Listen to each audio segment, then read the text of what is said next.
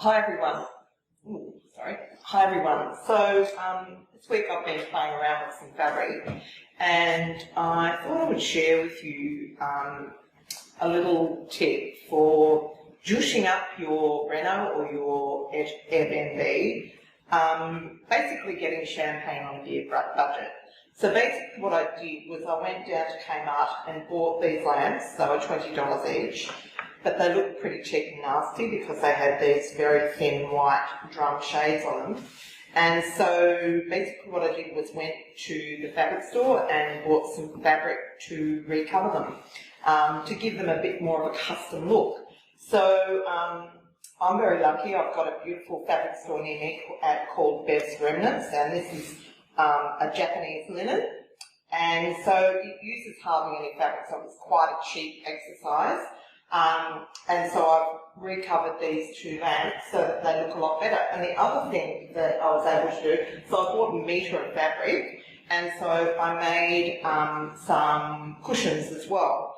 So on the front we've got the Japanese linen, and on the back I have some fabric that I bought from IKEA. So this was $38 a metre, this on the back was $5.99 a metre. So really, you know, it doesn't matter what your budget is, you can do something pretty special without spending a lot of money. So I thought that well actually Marina said you've got to share how to do this because it's so dead easy, it's not funny. I would suggest to you that if you're doing it for the first time, get lampshades that are straight up and down. These are drum shades and they're straight up and down, because once you get into curves, it can get a bit tricky. Also, make sure that it's not a design that needs to be matched. So go for a design that's quite random. So you can see here I haven't had to match anything, but also remember that it may have the right side up, so just keep that in mind. Okay, so now, I've got another shade to cover, so I'm just going to demonstrate how to do it. Okay, so let's get started. So you'll notice that this shade has a slope on the side. Just don't start with one of these because it adds a layer of complexity that you don't need to start with. But this is the shade I've got to do, so I'm going to do it. Now you need, what do you need? You need glue. Now you need the tacky, clear craft glue, not white PVA. It needs to dry really quickly. You need some bias binding, which will help to neaten the edges so it looks really finished. You don't have to do that, but I like my jobs to look neat and tidy. And you'll need some fabric. So I bought this fabric. So I've gone for something that's got a pattern, but it's not a pattern that needs to be matched. So I'm not going to have any issues with, you know, getting it to look right. And so if you were doing a drum shade, you just measure the length of it and measure the circumference and cut a strip with some extra on either side to fold it over the edge. But I'm not. I've used this shade, and so basically what I've done, sorry I have to do this left-handed, is I lay it on the fabric and I just traced it out like so, okay? And both sides, so I came back and did the top side. So then I end up with a pattern, and I've just trimmed back, so you'll notice that on the bottom I've left a much narrower margin than the top. Because at the top I have these bars, I need to, it sometimes can be a bit tricky to get out around them, so I'll have some extra overlap. You can cut it off afterwards. Okay, so the next thing you do is to fold over the edge, so you've got a nice neat edge. That's the last thing that folds over, so you're finishing off with a neat edge. So if I'm finishing with the neat edge, I need to start with the not neat one. Okay, so I've glued the end and I've lined up my line, and now I'm just going to roll it around. So I'm not putting any more glue on until I get to the other side. I just want to make sure that this is fairly straight. Whoops, a daisy. So I'm just following the line, making sure that it's fairly straight. Put it right around to the other side. Pull it tight. Put some pins in. These ones will do. So I can go back and tighten it up if I need to. Okay, that's pretty good. So you see I've got overhang at the bottom, overhang at the top, and it's not baggy. So that's good. Okay, so the next thing to do is to glue down this edge. What I'll do is open it up and put some glue inside the fold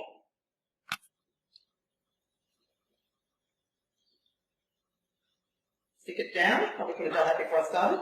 And then put some glue along the seam to glue it down. Try not to get glue on the face because you don't need to add an extra job of getting the glue off. Okay. I'm going to go and get some pins. Next thing I want to do is trim off some of this overhang because I think I've just got a tiny bit too much. So I will just cut a bit back. Oh gosh, I didn't do a great job of that. On spot.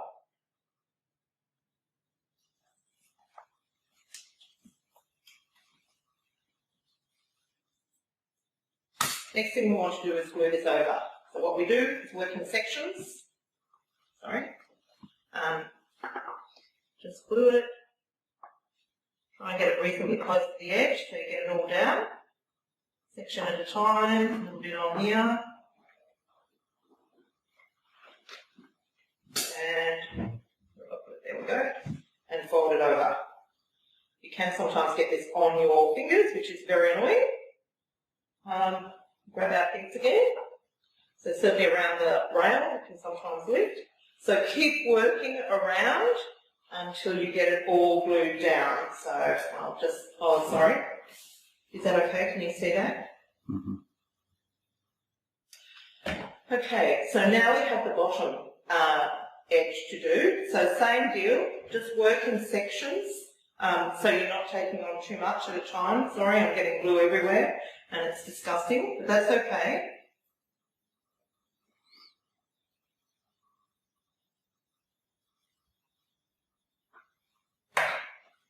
Sorry. Okay, I've glued all the way around the bottom edge and I'm just making sure that it's all sitting down neatly. So the worst part about this is getting the glue on your fingers. Okay, so the next thing to do is to tidy up the edge with some bias tape. So basically what I'm going to do is I'm going to glue the tape. There are a couple of little bits that could do a little bit of sticking down, so I'll do that first. Take that off, just don't want to leave it on too long so it forms a lump. And the next thing you do is get some bias tape. How long has this taken, Stephen? How long have I been at this for? About 10 minutes. 10 minutes, okay, so it's not a slow process. So I've got some glue on the tape, so now what I'm going to do is flip it over.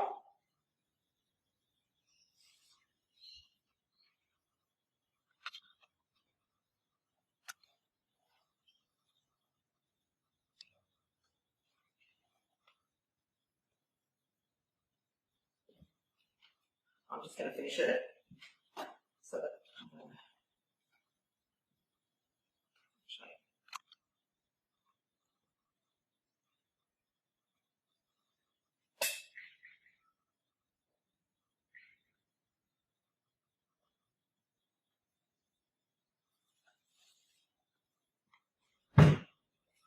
okay, now it's time to put it all back together. So, off the lamp, get back on the,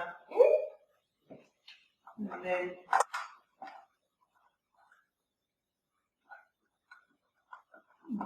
all the way this screws on. Okay, is that straight? I'll have to back it off a bit.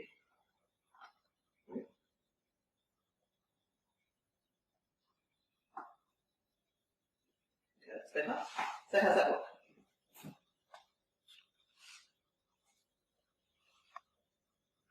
Okay, so there we are. How long did that take? About 20 minutes. And half a metre of fabric. And we've got a custom look.